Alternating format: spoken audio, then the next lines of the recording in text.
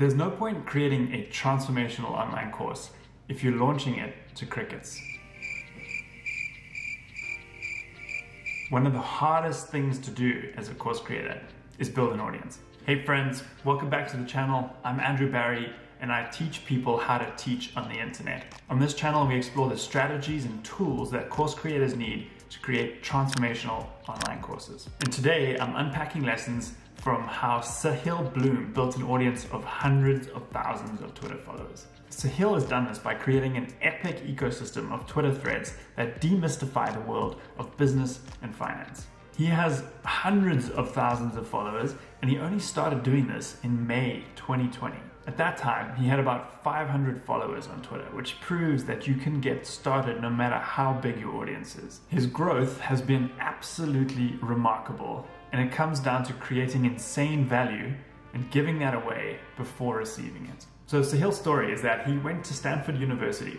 He left his high school as a big fish in a small pond, and when he got to Stanford, he realized he was a pretty small fish in a very big pond. What this did is it taught him the importance of hard work, which he applied to academics and his role as pitcher on the varsity baseball team. Upon leaving Stanford, he's now parlayed that work ethic into a career in investing and as a writer on financial education. If you're wondering how this all began, his writing started by him just sharing a bunch of links and book summaries with friends of his in a newsletter. What he was doing here was turning his consumption as an avid reader into production. So he started sharing these book summaries with friends, and I think at the beginning didn't even ask for their permission, just started sending them this email. And people really responded and they were asking for more. So he then transferred this writing ability to Twitter, where he has really tapped into the zeitgeist.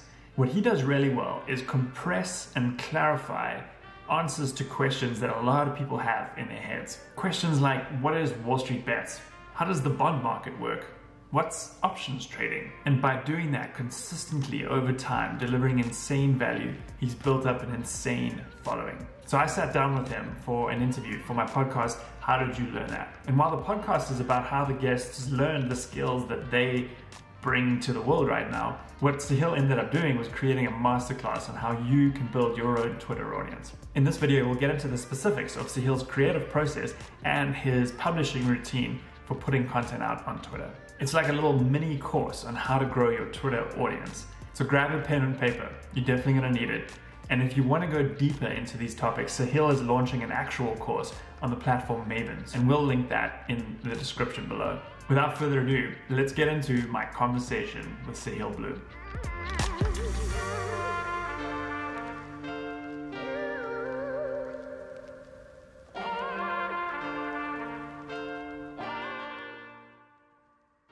I want to reach a lot of people and I want to have an impact. I'm just a guy that likes sharing interesting topics and educational content. I write these threads because they're things I want to learn about. You know, when there's a topic that comes up in the markets, like I wrote one on bonds and yields this week.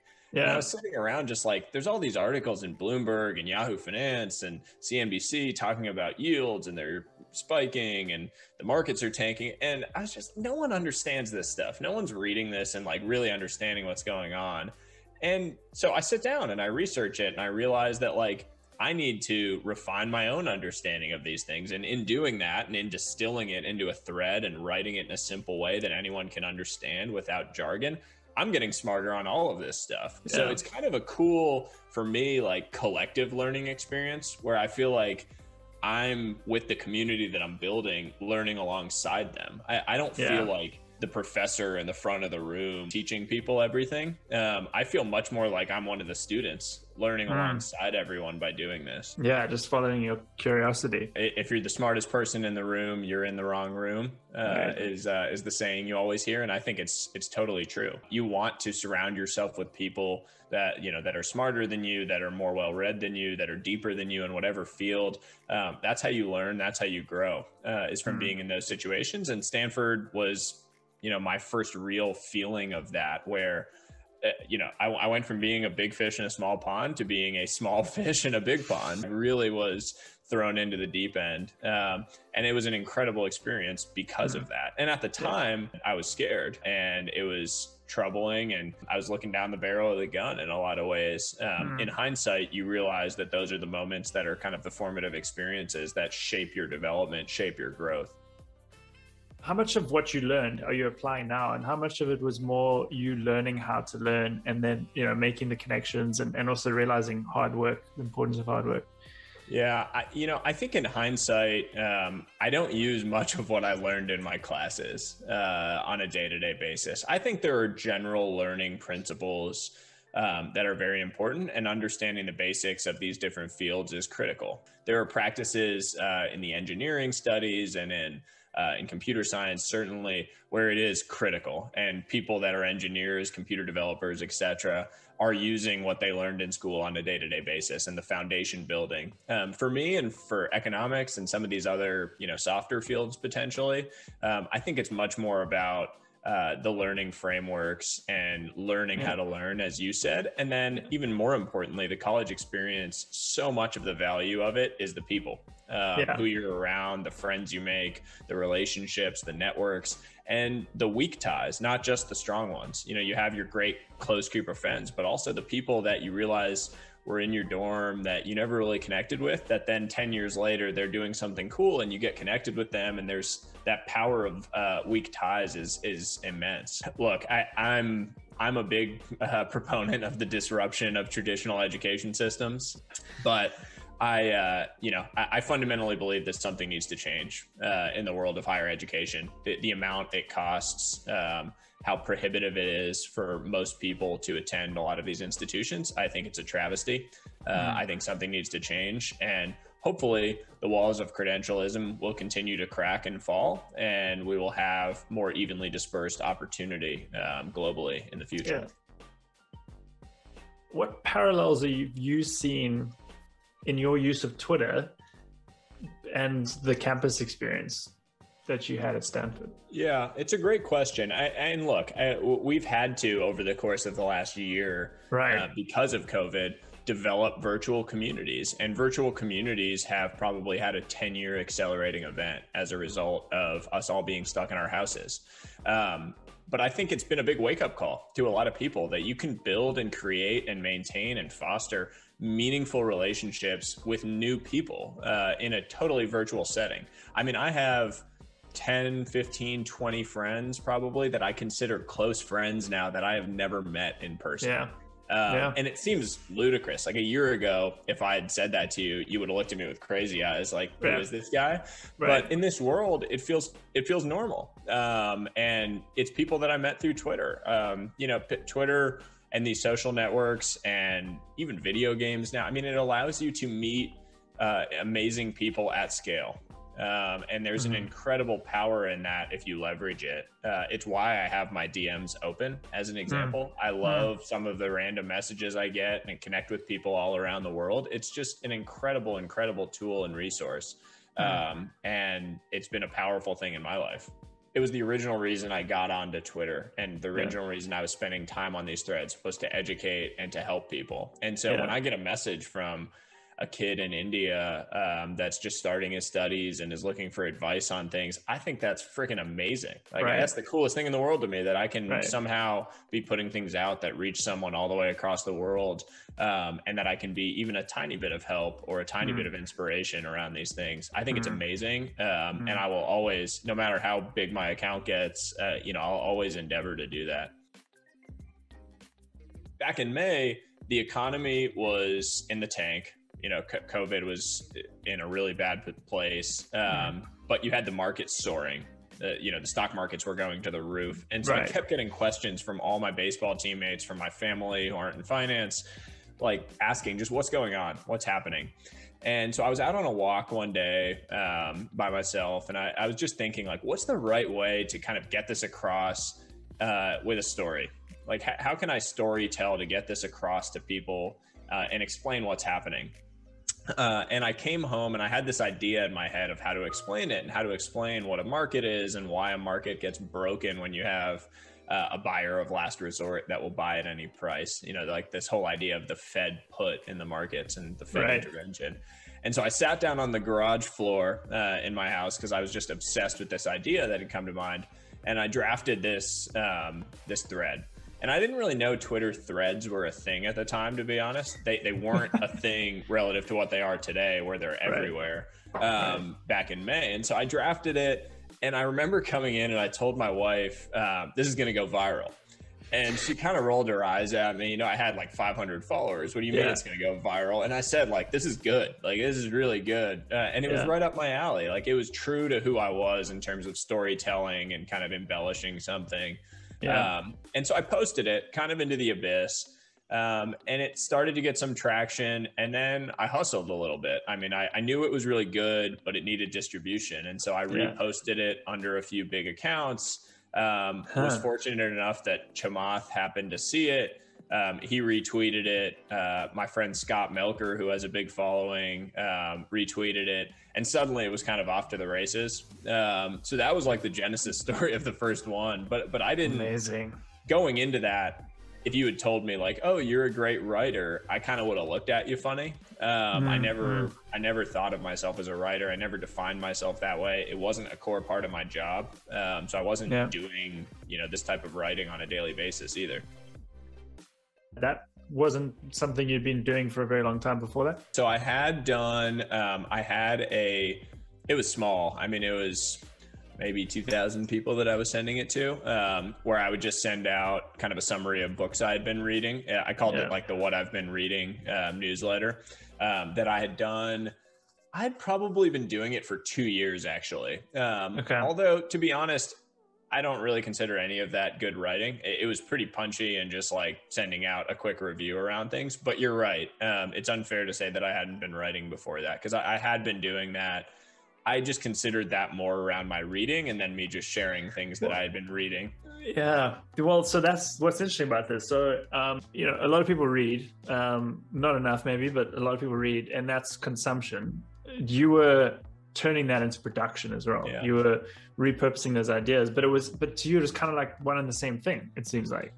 Yeah, it's an interesting point, because I actually this is the first time I've reflected on that, the fact that I had been, and now that I think about it, I mean, it had been, I think 24 straight months of me sending one of those out per month religiously, and reading 4 to 5 books a month and then sending one of those out. And I was ultra consistent, because my whole thing in life is like, I want to be the type of person that people can just count on no matter what. And I will punch the clock. And I might not be the most talented, I might not be the most gifted at whatever it is, or the best on paper, but I will show up every single day and punch the clock on whatever it is. And eventually I'll break through at whatever it is. And I always just figured if I could be that type of person, I'd find success in whatever it was that I was doing.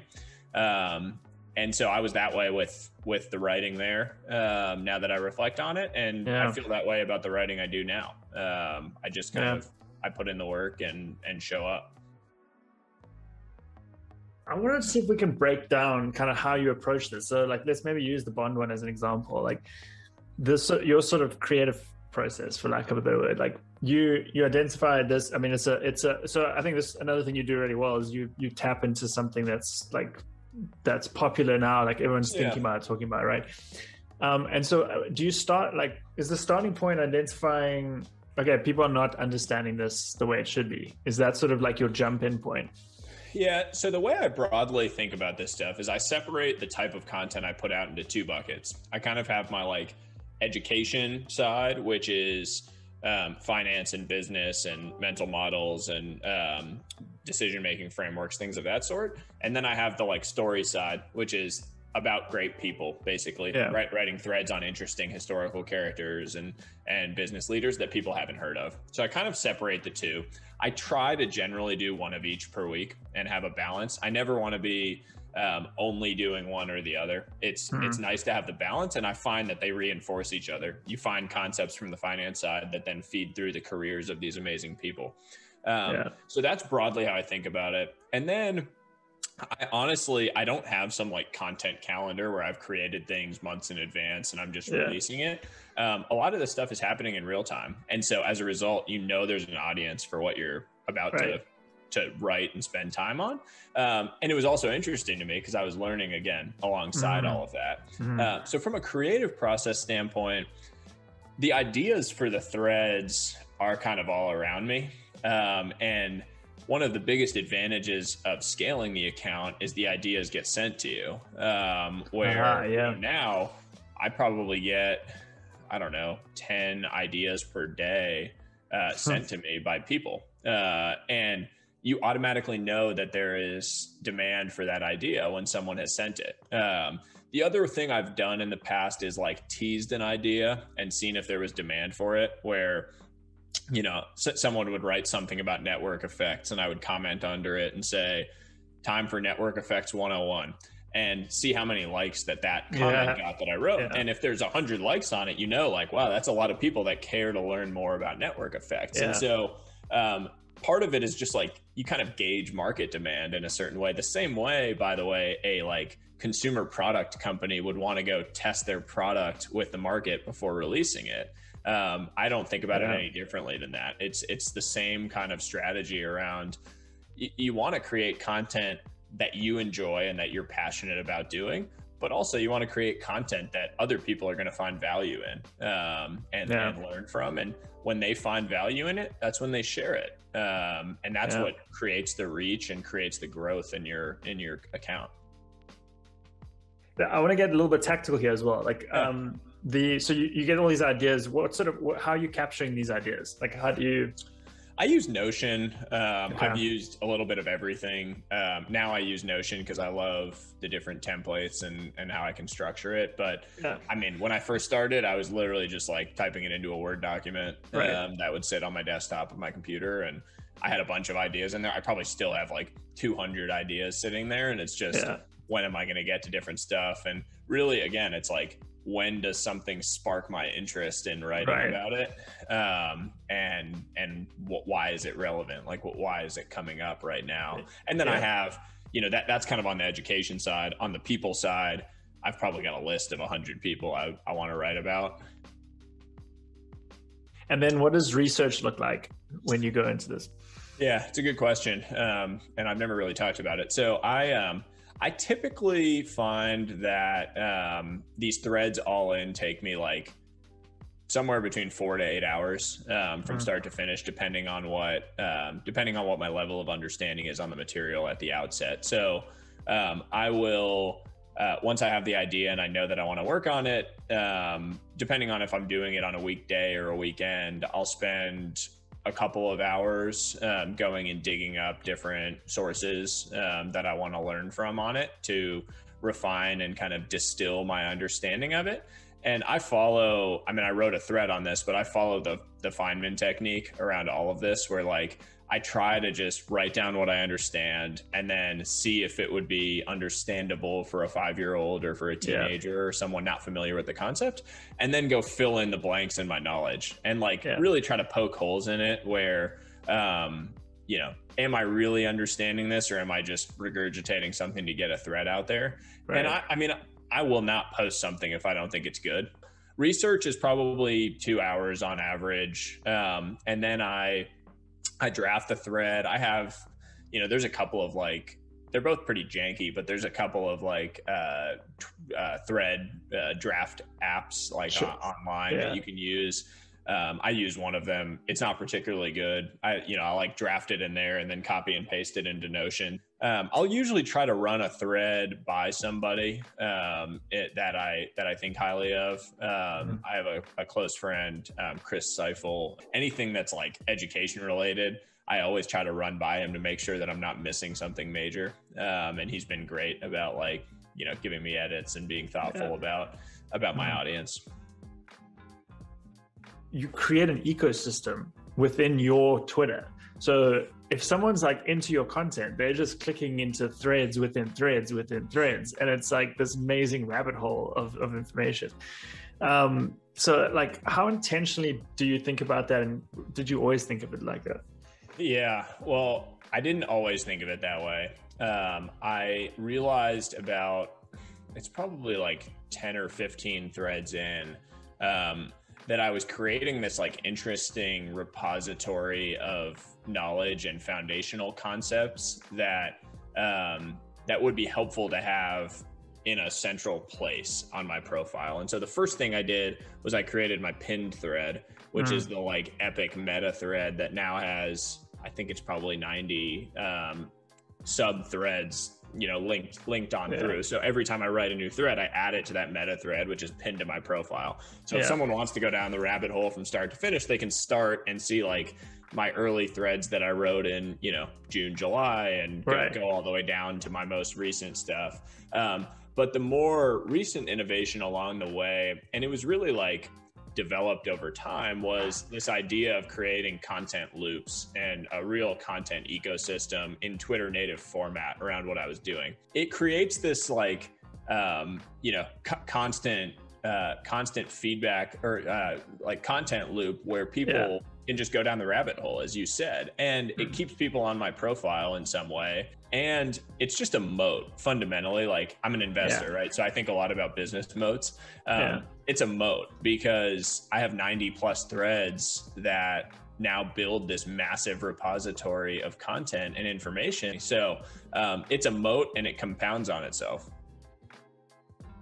Since you are keeping people on Twitter longer and on your profile specifically, have you seen the benefit of that? Has the algorithm been favoring you? Do you have any insights into that? I don't know on the algorithm. It certainly, it hasn't led to me getting verified. So shout out to Twitter for still not giving me my blue check. But I do a very, robust impressions data. Like I have, I don't know, I think I've done 100 million impressions year to date on Twitter. Wow.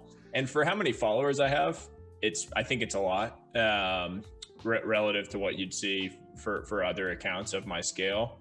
And I think I get really high like average engagement on a given thread. I only really post 1 or 2 times a week. I don't post like random one-off tweets on a regular basis. Every now and then when I see something exceptional that I want to share, or, share something of my friends that I think is great, whatever it might be, every now and then I do that. But for the most part, when I tweet, it's a thread. And what I try to do is instill in my followers that when you see a tweet from me, it's going to be good. And it's going to create value for you, and so you read it. And I think there are people that probably share my stuff before reading it because they just know that it's going to be good.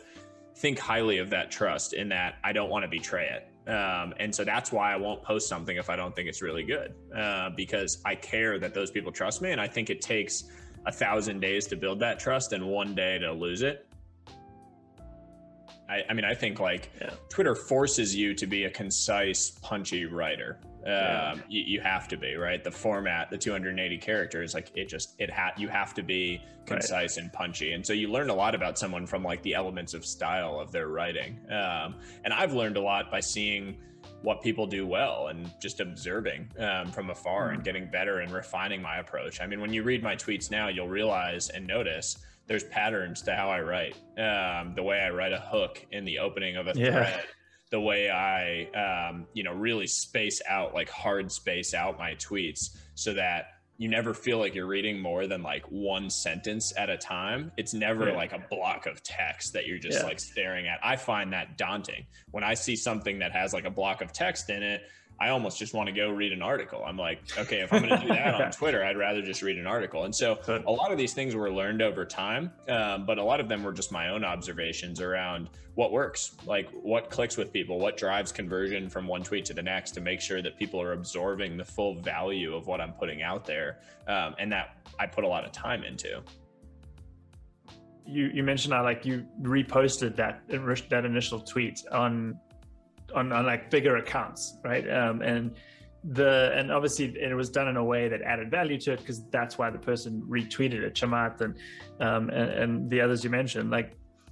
I just think like that's we almost glossed over that point. I think that's such an important thing of like how to get started on Twitter. If someone wants to think about like where to start to add value to conversations. Yeah, I think there's a few key principles here that I would decompose it around. Number one is like my foundational concept in life, which is create value, receive value. I don't think you can expect to ever receive value, and however you define value, unless you create value first. And so that's how I approached everything with Twitter. Like, you can't expect to grow a huge following unless you're creating value for the community or for the people that you want to follow you. And it doesn't have to be 100,000 followers. You might have a tiny little sub niche, but I would rather have 10,000 raving fans or 1,000 raving fan followers than 100,000 people that don't really care about what I post. Totally. And so you need to really ground everything in creating value for the people that you are creating for. The like principle I always took with Twitter and with trying to grow was create great product first, and then hustle for distribution second. When you're starting out, you have no distribution. I mean, there's nothing, right? I had 500 followers when I posted that first thread. So if I hadn't hustled for distribution around it, I knew I had created great product. I had sat down, spent a ton of time on it. I knew it was really good, but there was no distribution. It was going out to 500 people, maybe 100 would see it. And so the hustle for distribution was key. You know, I reposted it under, if you go search it, like I reposted it under probably 50 people's content, pieces of content, and maybe like 2 or 3 of them retweeted it. I'm sure it was like super annoying at the time that I did that for a lot of them, but I knew it was really good. And I knew that if someone read it, they would find value in it. So I didn't feel, you know, in a sense, it's a little shameless self-promotion. In another sense, I knew that anyone that read it would find value and learn. And so I didn't feel bad about it. I still don't, because I think it's a powerful thing. And now it's funny for me because I see the full circle of it, where I posted that under Chamath's tweet. He retweeted it. That kind of got me started, jumped me up a bunch. A couple of weeks ago, a young man on Twitter posted something under my tweet that I thought was interesting, and I retweeted it. And he went from like, I don't know, he had 20 followers at the time, and I think he's over 1,000 over the next night. And so he commented on it saying like, oh, you're doing the thing that Chamath did to you when you started. And so it was a cool moment of reflection for me of like, you know, continue to pay it forward, right? Give back to the community in a way, give back to people. That's why I leave my DMs open. That's why I try to respond to people that send me good intention, well-natured DMs. And I just think it's something I feel really strongly about. It's about creating value before receiving it, hustling for distribution, consistency, punching the clock, and eventually breaking through. Like, curiosity is to me, it's like the intrinsic motivation. Like, that's the thing that gets you doing this every single week. This attitude of learning alongside people, super, super important. So it's a way to include people, bring them along with you. The ecosystem thing, content loops. I mean, that's like your thing, man. Like that is powerful stuff.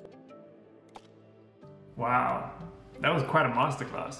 I want to know from you in the comments below what you took away from that. What are you going to do next based on what Sahil described in that interview? If you enjoyed this video, you're going to love this one on how to create a transformational online course. This will help you apply many of the lessons Sahil covered in this interview. Also, don't forget to like and subscribe, and stay tuned for next week's video. I will see you then.